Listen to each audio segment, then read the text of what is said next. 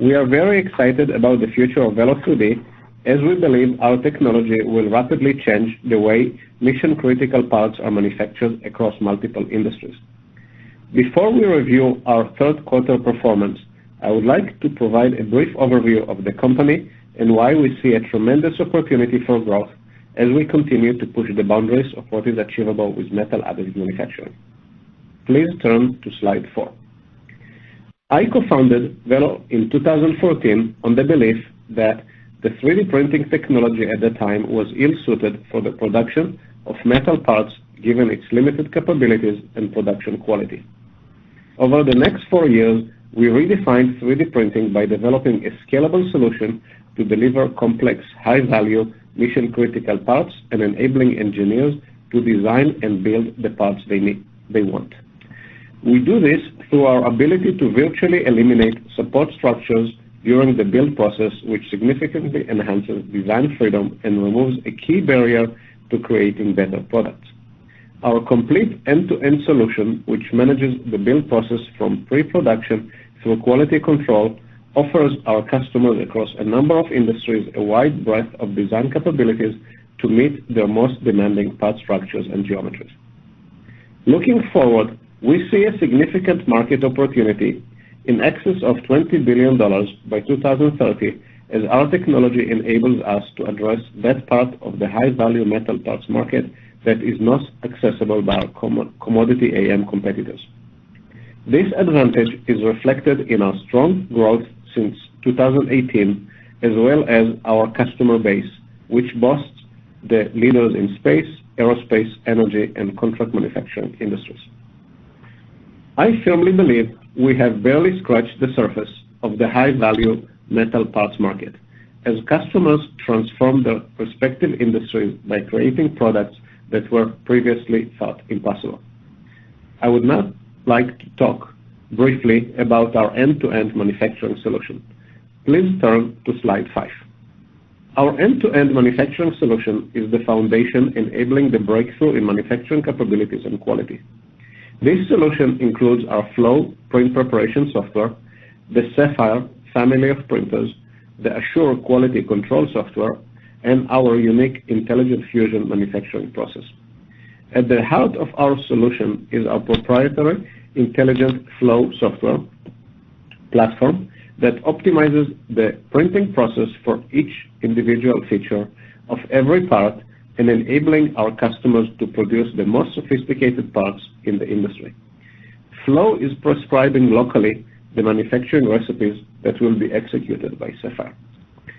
To be able to execute the recipes described by Flow, we had to invent a number of unique subsystems that are required to implement our sophisticated recipes.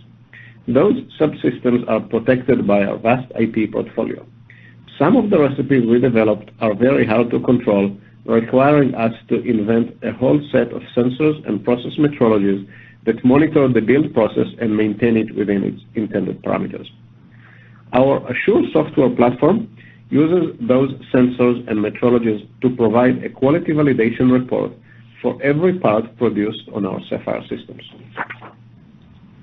In summary, this approach provides customers with an unprecedented level of design freedom and quality control throughout the build process with real-time feedback and a significantly simpler overall process.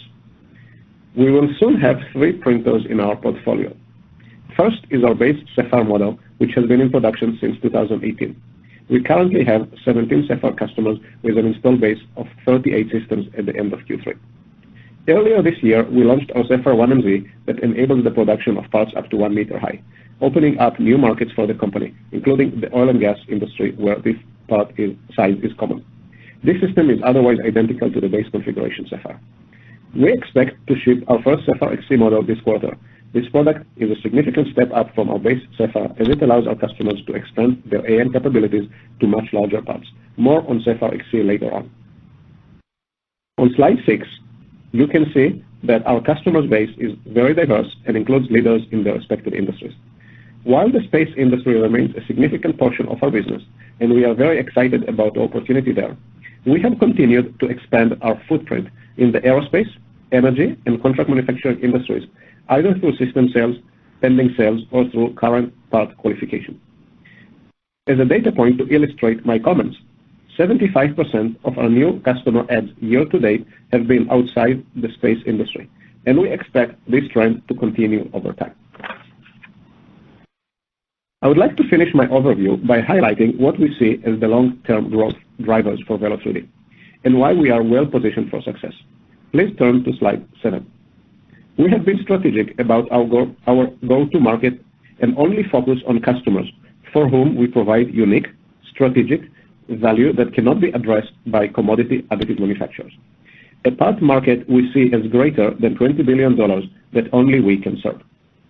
Second, we only focus on manufacturing applications, not prototyping, meaning that new customers integrate us directly into their manufacturing environment. This is our land and expand strategy. This drives additional system purchases as the customers scale their business. Our experience has been that once we add a new customer and they realize the value we offer, they will continue to buy additional systems as they scale production and add more applications. Third, we will continue to invest in new product innovation for our customers. As I previously mentioned, we will be launching our Sapphire XC model this quarter and continue to see very strong demand for this product ahead of our launch. Finally, to accelerate our growth going forward, we will leverage our value proposition and the sales process to continue to drive new U.S. customers and then replicate this successful approach globally. In summary, I remain very excited about our opportunity for future success and remain committed to helping our customers design and build the parts they need without compromise. I would now like to discuss the specifics of our third quarter results. Please turn to slide 9. The third quarter represented a major milestone for our company as we successfully completed our merger with JAWS Spitfire, raising $274 million to fund our future growth plans. Revenue rose 22% quarter over quarter, while year over year revenue grew more than 3 times. Our sequential performance was driven by continued strong demand from our existing customer base, making repeat purchases, while year over year growth reflected broad adoption of our technology from both new and existing customers. We shipped 5 systems during the quarter, bringing our year-to-date shipments to 15 versus 14 for all of 2020. We continued to see strong demand from our existing customer base in Q3, as 80% of shipments went to current customers.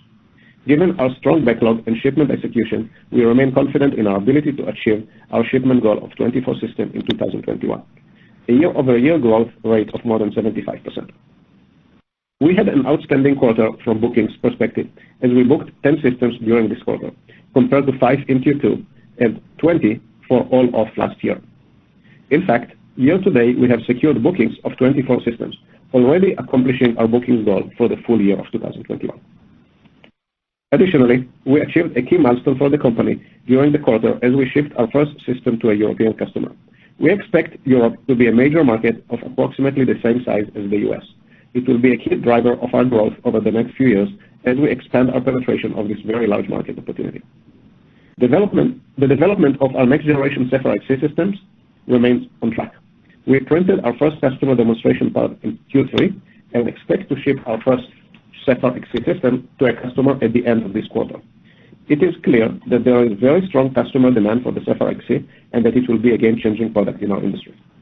Looking forward, our significant Q3 backlog and pre-order demand for our Sapphire XC system drives our confidence for 2022.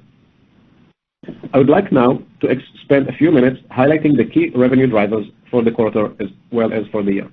Please turn to slide 10. First, we continue to see rapidly expanding adoption of our technology, with a significant increase in the number of parts customers relying on Velo technology.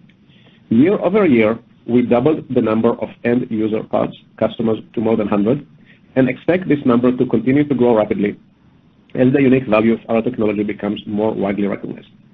Second, we saw a dramatic increase in parts demand in Q3, particularly from the space and energy sectors, which drove demand for our systems. In the space industry, our technology has been rapidly adopted by a range of industry leaders, including SpaceX, Aerojet Rocketdyne Launcher, and others. It has become a critical enabling technology in the development of next-generation rocket engines and other space systems. We are also expanding our presence in the aerospace industry as Velo3D technology gaining recognition as a uniquely capable solution for production of both legacy parts and new designs. We are excited to see strong interest by major aerospace companies in qualifying our technologies for multiple applications. We are also seeing widespread adoption of our technology and an expanding customer base in the energy sector. We expect to increase our penetration in this sector, leveraging our Sapphire 1MZ product. Finally, system demand by our contract manufacturing partners grew strongly in Q3, driven by the increasing parts demand that I described earlier.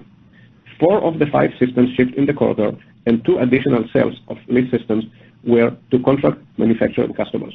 This demand growth reflects the demand for parts produced by our systems from end user and the confidence in the long-term market for Velo3D technology. New customer growth is very important to us, and as I mentioned, we have seen strong traction and adoption so far in 2021. Please turn to slide 11. Through the end of Q3, we have added 9 new system customers with 11 systems shipped to new customers so far this year. As you can see, we are rapidly diversifying our customer base into those markets that we feel offer significant parts demand growth. The strong demand we are seeing reflects the increasing success of our technology and broad application capabilities across multiple industries. I would now like to briefly discuss a few of our key metrics for the quarter. Please turn to slide 12. In Q3, we added 1 new customer, bringing our year-to-date additions to 9, more than doubling our customer base since the end of 2020. Our goal is to ship systems to an additional 6 new customers in Q4 to reach our plan of 15 new customers for the year. Our expected range of outcomes is shipment to 3 to 6 new customers for the quarter and 12 to 15 for the whole year. As of the end of Q3 21, we had 17 total customers with 38 systems in the field. Moving on to slide 13, we shipped 5 systems this quarter, essentially split equally between new and existing customers. Year to date, we have shipped 15 systems, up from 14 systems in all of last year. We expect to build on our success as we go into the end of the year and plan to ship 9 systems in Q4 to reach our goal of 24 systems this year. Our expected range of outcomes is 7 to 9 shipments for the quarter and 22 to 24 for the year. We expect to hit our 2021 goal of repeat purchases from existing customers, purchasing approximately 1 system for each system owned at the end of the prior year. On slide 14, we are providing our year-to-date progress on our key revenue metrics, revenue at year of sale and recurring revenue. As a reminder, year of sale revenue includes revenue recognized at delivery of units within the period. Recurring revenue includes revenue attributed to systems delivered in prior periods. ASP for the quarter was strong at $1.5 million due to 2 lease buyouts in the quarter, and year to date we are $0.9 million. Very much on track with our goal for the year. Recurring revenue is tracking well ahead of plan, where we have already achieved both our planned revenue of $3 million for the year and our average ARR goal of $0.15 million. This is due to stronger than expected lease and service revenues. We remain on plan to reach our $26 million revenue goal for the year, which represents more than 35% growth versus 2020. We also expect to see continued growth in both our annual recurring and service revenue categories as units in the field are expected to double versus 2020. Next, I would like to provide a quick update on the demand for our industry-leading Sapphire XC system. Please turn to slide 15. We are excited about the launch of our Sapphire XC offering. This is a game-changing next-generation system. It expands our addressable market by increasing manufacturable part volume by 5 times and dramatically reduces the parts production cost by 65 to 80%. We have also successfully scaled up our proven Sapphire process and transferred this process to our Sapphire XC system. We delivered our first customer demonstration part in the third quarter and remain on plan to ship our first system by the end of the year. Given the strong demand for Sapphire XC, as well as our other Sapphire systems, we made a strategic decision to expand our manufacturing capacity. Our new 80,000 square foot facility will open this quarter and provide us with annual capacity of more than 400 Sapphire and Sapphire XC systems when fully built out. We will run capacity in phases, and our plan fully supports our 2022 and 2023 growth forecasts. Finally, as a reminder, we take an asset-light approach to manufacturing our systems, with only final assembly and test done at our facility. This successful manufacturing approach is extended also to Sapphire XC. On slide 16, we wanted to provide more detail on the demand of our Sapphire XC product. Customer demand for our Sapphire XC product has been very strong, as we have, at the end of October 2021, 17 firm Sapphire XC orders, and with our backlog and pre-orders totaling $85 million. As you can see from the chart, we continue to successfully convert our pre-orders into bookings. Bookings for Sapphire XC at the end of October stand at a total of $40 million. These trends give us confidence that we are well positioned for strong growth in 2022. In summary, we were pleased with our performance in the third quarter as we posted strong revenue and bookings growth, expanded into the European market, and completed a number of milestones in relation to the ramp of Sapphire XC. Given our industry-leading technology, increasing demand from our diverse customer base, strong balance sheet, and a focus on maintaining an ever-increasing commitment to quality, we are well positioned for future growth as we continue to push the boundaries of what is achievable with metal additive manufacturing. With that, I would like to turn the call over to Bill to discuss the financials and our guidance. Bill? Thanks, Benny. Before reviewing our quarterly performance, I want to provide a brief summary of the financial aspects of our merger transaction with Jaws Spitfire. Please turn to slide 18. As Benny mentioned, the completion of the merger was a significant milestone for the company and capped a 7-year journey from our founding in 2014. We are very excited about our future as a public company, and with the closing of this transaction, we now have the resources to fund our growth plans and capitalize on the significant opportunities we see in the additive manufacturing market. As shown on the slide, we received net proceeds of $274 million from the transaction after redemptions and transaction expenses. This gives us ample liquidity to pursue our growth initiatives and provides a substantial financial cushion. Moving on to our quarterly financial performance, please turn to slide 19. Revenue for the quarter was $8.7 million, up 22% sequentially and up more than 3 times year-over-year. The increase in revenue was driven by 5 3D printer sale transactions in Q3 versus 4 in Q2. Q3 sales included 3 shipments and 2 customer purchases of leased systems. We also saw a 34% sequential increase in recurring revenue. Gross margin for the quarter was 17%, down from 31% in Q2. Q3 gross margin was impacted by a range of factors relating to positioning the company for the significant step up in the overall scale of the business that we expect in 2022 and certain other costs. These included under-absorbed factory overhead costs related to our expansion plans for 2022, under-absorbed service network costs as we built out our network in anticipation of our growth in 2022, and other costs and investments. I'll provide more detail on these factors in the following slide. Adjusted operating expenses rose 29% to $15 million in Q3 compared to $11.6 million in Q2, primarily driven by increased headcount and higher R&D spending. R&D increased $1.6 million in the quarter due to increased spending for materials for the Sapphire XC development program and increased headcount.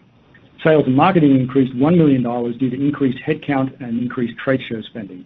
G&A increased $0.7 million, also due to increased headcount and personnel-related costs. GAAP operating expenses also included $0.9 million in merger costs compared to $1.6 million in Q2, and $0.7 million of stock-based compensation expense, which was similar to Q2. GAAP net loss for the quarter was $66.6 million, which includes a $51 million non-recurring, non-cash charge related to the fair value of the modification of our convertible note in conjunction with the Jaws Spitfire merger transaction. On a non-GAAP basis, which excludes this charge, one-time merger costs and other adjustments, net loss was $14.6 million. Adjusted EBITDA for the quarter, excluding the same costs, was $13 million. On slide 20, I'd like to provide more detail on the factors impacting our gross margin in Q3. As I previously mentioned, gross margin for the quarter was 17% versus 31% in Q2 and a plan of 46%. As you can see from the chart, there are 2 sets of factors that impacted our gross margin performance in the quarter versus plan, which primarily relate to positioning the company to support our 2022 growth plan, as well as costs associated with certain technology and other initiatives. The first category on the chart includes production scale-up or excess overhead costs required to meet the higher production plan for 2022, which are under-absorbed at current volumes compared to the plan. Similarly, we're building out our service network at a significantly larger scale to support the higher levels of sales in 2022, and incurring underabsorbed cost here as well versus the plan. We would expect both these categories of costs to grow in absolute dollars going forward, but the variances should decline as a percent of revenues as production volumes and revenues increase substantially next year. The second category on the chart includes three types of costs. Firstly, higher costs versus plan for the development of a system for a new metal powder. We believe this investment will expand our addressable market through new part applications. Secondly, we also made investments in the quarter for customer upgrades to improve system reliability related to specific technical issues. These investments are not unexpected for a brand new technology such as the Sapphire and should become less frequent as the technology matures. Finally, we were impacted by shipping and material costs, mostly associated with expanding our stocks of materials in anticipation of ramping up production volumes in 2022. All three of the costs in this category are driven by specific initiatives. They are episodic in nature and will recur from time to time, but should not recur in every quarter. The final category on the chart is other overhead and inventory adjustments, which recur but fluctuate over time. To summarize, we had a confluence of factors affecting gross margin in Q3 as a result of investment decisions, which should either diminish over time as the business scales or occur less often or at lesser scale as our technology matures. However, when we introduce new technology in the future, we should expect to see these type of technology learning curve type of factors reoccur. Turning to the balance sheet on slide 21, we exited the transaction with a very strong balance sheet and ended the quarter with $297 million in cash and very limited debt. Please note that this cash number reflects $20 million of merger expenses paid in the third quarter and will be reduced by the payment of the remaining $24 million of merger expenses in the fourth quarter. We remain committed to maintaining a healthy cash position for several reasons. It gives our customers confidence that we have the financial security to be their long-term partner. It allows us to continue to invest in our technology, pursue our product roadmap, and extend our technology lead over our competitors. And thirdly, it provides the resources to fund aggressive growth in our sales and marketing efforts, including expanding our global sales and marketing footprint. Looking forward, our strategy is to continue with our asset-light business model. Excluding the current build-out of the new manufacturing facility, we expect CapEx to average approximately 3% of sales over the long term and expect our working capital needs to grow with the business. I'd now like to provide our guidance for Q4 and full year 2021. Please turn to slide 22. This summarizes our guidance for the four key metrics from our Analyst Day presentation in June. As of the end of October, we have already achieved our goal of 24 bookings for the year, and we expect to add to that number in the fourth quarter. Our goal is to ship systems to 6 new customers for Q4 and 15 for the year. Our expectation is that this metric could be in the range of 3 to 6 for Q4 and 12 to 15 for the year. Our plan for 2021 is for total shipments of 24 systems. We believe we can achieve this goal. However, our expectations are that this metric could be in the range of 7 to 9 shipments for Q4 and 22 to 24 for the year. As of October, we have a backlog of 17 XC bookings, so we expect to achieve our year-end target of bookings for 20 systems. With $17 million of year-to-date revenue and strong momentum in our sales pipeline, we continue to expect to hit our 2021 revenue goal of $26 million. Finally, given our significant backlog and increasing demand for our Sapphire XC systems, we remain very confident in achieving our 2022 revenue forecast. Please turn to slide 23, where we provide an update on our 2022 revenue build-out slide from the Analyst Day presentation.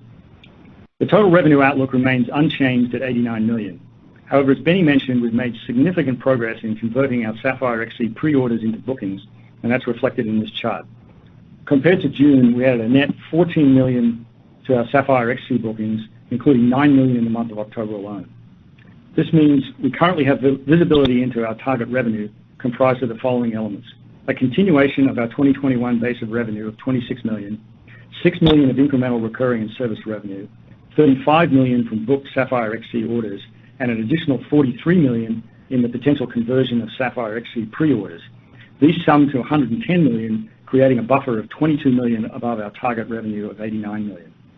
As a result of the backlog we've created so far, and with a strong pipeline of additional prospects going forward, we have even stronger confidence in achieving our 2022 revenue target. In summary, given our continued sales momentum, increasing backlog, strong demand for our Sapphire XC system, and solid balance sheet, we're well positioned to capitalize on what we see as significant growth opportunities in the additive manufacturing market. With that, I'd like to turn the call over for questions. Operator? Thank you. Ladies and gentlemen, if you would like to ask a question, it is star one on your telephone keypad at this time. If you're using a speakerphone, we ask that while posing your question, you pick up your handset to provide the best sound quality.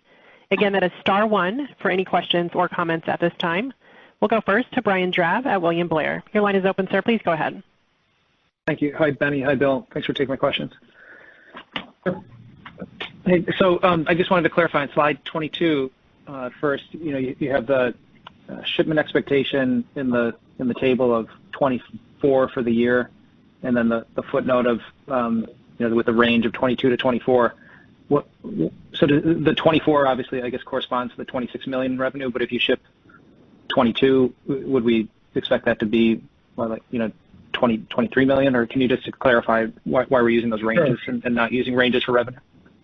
Yeah, sure, Brian. So the difference is that in the third quarter we had 2 sales that were not associated with shipments. So these were the 2 purchases by our customers of systems that were already leased. So in effect, where our revenues are 2 units ahead of our shipments because of that circumstance. I see. So the 9 million though for the fourth quarter. I mean, should I think of that as you're implying a range though, or is the 9 million a firm estimate? We're comfortable with the 9 million, and if we happen to be at 22 shipments as opposed to 24, then the fact that we've had these 2 sale transactions that were not associated with shipments would make up the delta. I see. Okay. And then for gross margin, can you talk at all about for 2022? You gave us a good update on the revenue growth, but are you still expecting the 2022 gross margin that you talked about earlier this year, which was in the slide deck you had at the analyst, it was 34%. Is that still kind of the range that we're targeting, or have things developed differently? Well, we're not. It's too early for us to give guidance on the 2022 margin. What I'll say is that we expect for the fourth quarter we expect a slight improvement, and there are 2 factors that are going to come into play. Firstly, the specific technology initiatives costs on the chart. Those should not recur or shouldn't recur in anywhere near the same magnitude. But on the other hand, we're going to deliver the first of our XC units, and as with any new technology program, the early units in the program are at a much lower margin, so that will be an offset to the first factor that I mentioned. Then, as we go into 2022, we'll be delivering a lot more units in the first quarter of 2022. So the negative impact of that. The negative impact on gross margin of those early units in the program will be there, and then that will lessen over time as we improve our unit costs through the year. I can't at this time. We haven't sat down to determine what our guidance would be. So look, I'll just give you those as factors, and we'll provide more guidance on our first call for 2022. Okay. On just one more. Bill, I'd like to add a little bit on this. So one of the things that is happening is that we have a very strong demand for Sapphire XC systems, which means that we are going to ship a lot of Sapphire XC systems in the first half of 2022. This has a good and bad element in this when it comes to gross margin. The bad part is that there is a lot of focus on shipping quickly, a lot of systems, so there's less time to reduce the overhead and the inefficiencies of early systems. On the other hand, there is a very fast learning because we are making a lot of systems. So the result is that if you kind of look at that in terms of number of units, we're going to go through this learning curve through the first number of units quicker, but they will all basically condense at the beginning part of the year. So I would expect in the first half of the year the gross margin to be lower, and then starts to approach the numbers that we predicted on the second half of the year. Can I just ask one more, or maybe a 2-part question? But the systems expectation for next year, are you saying that you expect system sales to be weighted more in the front half of 2022, or you just have better visibility to the first half, and maybe the second half ends up being more shipments than the first half? And then also, what are you seeing in people leaning toward the ARR type of purchase or the outright purchase? So on the first part, it's easier to answer. So what I see is a very strong demand for Sapphire XC, that we have better visibility for the first part of the year.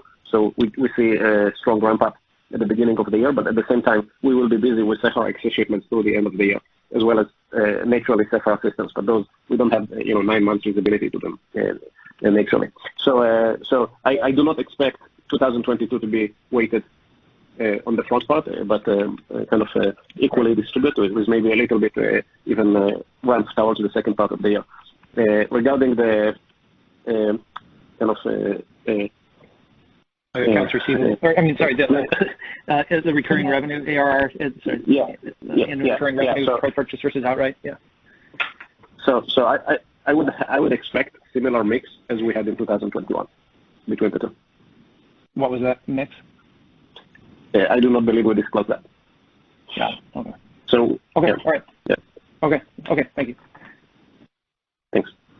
Once again, ladies and gentlemen, it was *1 for any questions or comments. We will go next to Jim Ricchiuti at Needham & Company. Hi, good afternoon. I wanted to go into a little bit more detail, if we may, just on what you're seeing in terms of demand for the Sapphire XC. Can you give us a sense, presumably these are existing customers that are moving up to the XC, and what is the profile in broad terms? Are you seeing more of the customers moving to the XC who are contract manufacturers? Are they OEMs? And maybe you could just speak to what applications they seem to be most interested in with the XC. Thank you. A lot of questions. Yeah, I'll take the answer on that. So thanks, Jim. So we see a mix. So both new customers as well as existing customers. When it comes to new customers, the driver is that customers need larger parts that they can make on the existing Sapphire, and the Sapphire XC opens this opportunity for them. This drives mostly new customers that are OEMs.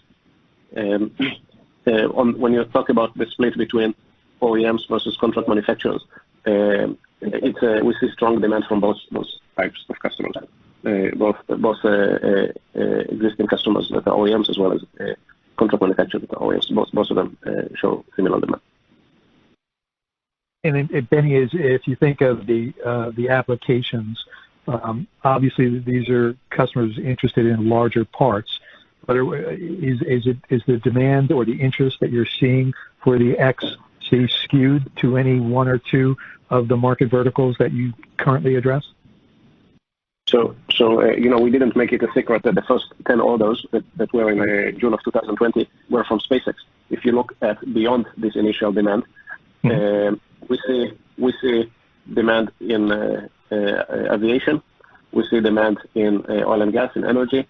We see demand in semiconductor. I would say that the demand is, and of course in space, I would say the demand is relatively uniformly spread. Okay. It's not concentrated on any specific industry. Got it. And one other question, if I may. If we think about the investments you're making in Europe, and you've kind of characterized this as a longer-term opportunity, but I'm wondering, is there the potential that as we think about 2022 with the new products, with the XC starting to scale, that you could see potentially a faster contribution in Europe? And I wonder if you can give us some flavor as to where you think you could be getting the most traction in Europe, since it's really an completely underpenetrated market for you.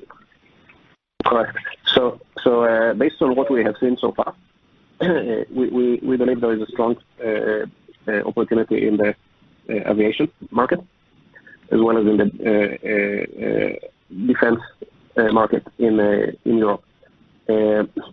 When we look at spread between XC and Sapphire, based on the signals that we have seen so far, I believe that in 2022 we'll have more business in Europe in Sapphire than in Sapphire XC, from the simple reason that for the vast majority of customers, the right way for them to start working with us is start developing their product on Sapphire. And when they get to enough maturity with their product and the manufacturing process, and they're ready to scale up to transition to Sapphire XC. if you can make your parts on Sapphire, it will be faster to develop the products on Sapphire and cheaper than on Sapphire actually. So I believe, based on what I've seen so far in the market, that in Europe initially there will be stronger Sapphire traction. And you have the infrastructure, the sales infrastructure built. Do you anticipate seeing that ready to really begin to scale in the early part of 22? We are building it right now. It's not fully developed.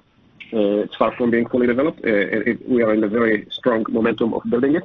And our expectations in terms of shipments into Europe in 2022 are relatively modest as we are developing this market. So we do not expect this market to carry us in 2022. Got it. Thanks very much. Thank you. Thanks, Jim.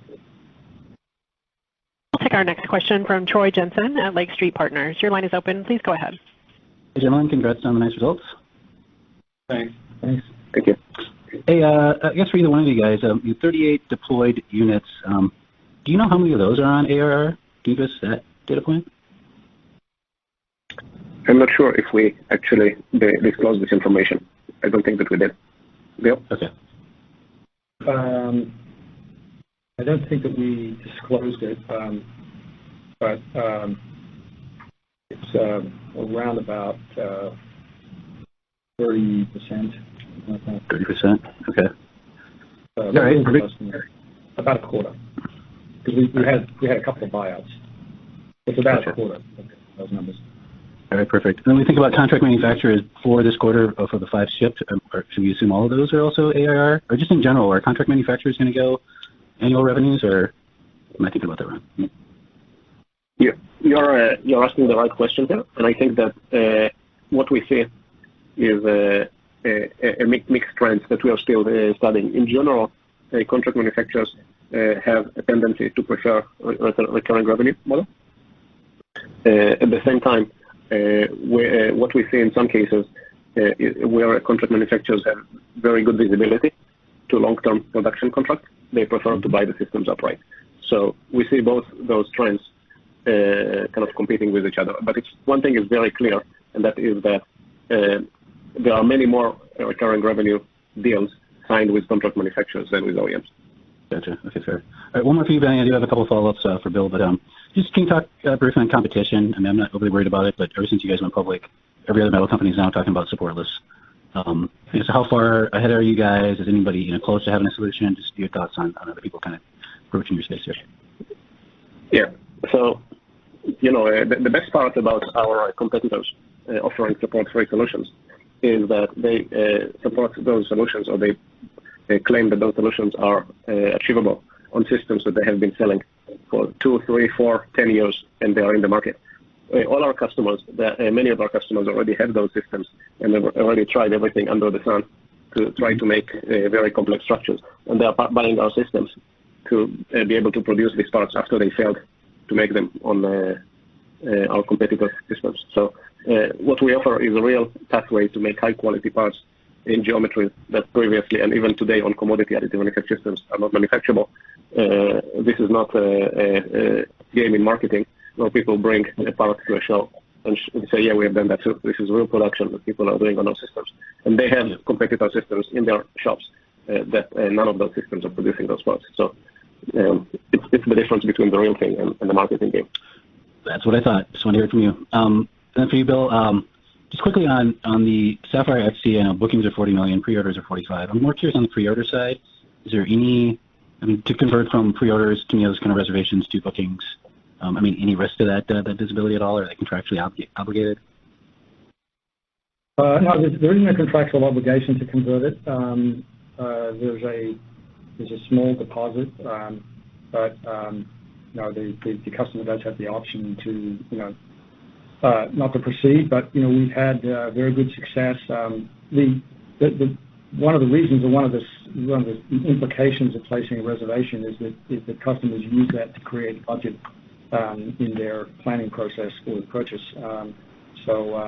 It's a signal of intention, and we've had good success at converting those. But look, we can't say that it's without risk. Obviously there is risk, but if you look at slide 22 in the deck, you'll see that of in order to hit our 89 million target next year, we only have to convert 21 million of the 43. So, round numbers, 50%. And we still will make our target. Great. Okay, fair. I understand you guys have great visibility about this year. So, and the last one for you, Bill. Can you just help us out on a share count we should use for Q4? And for 2022, what does fully diluted look like here? It's actually in the financial statements, but it's 183.2 million. That's the share count as of September 30. So, there'll be some modest growth from option conversion, but it'd be relatively modest. The weighted average share count that you see, of 18 million, the reason that's such a low number is that there were only 2 days of the quarter when the 183 million shares were outstanding, and that calculation is done on a time-weighted basis. Yep, totally understood. That's why I asked. 183.2 is the number you should be looking at. Okay, guys, keep up the good work, gentlemen. Great, thank you. Thank you. Thank you so much.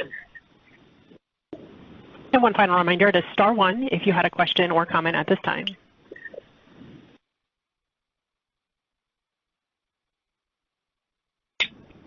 With no other questions held, I'll now turn the conference back to Benny for any additional or closing comments. Thank you so much. Thank you, everyone, for participating in our first earnings call.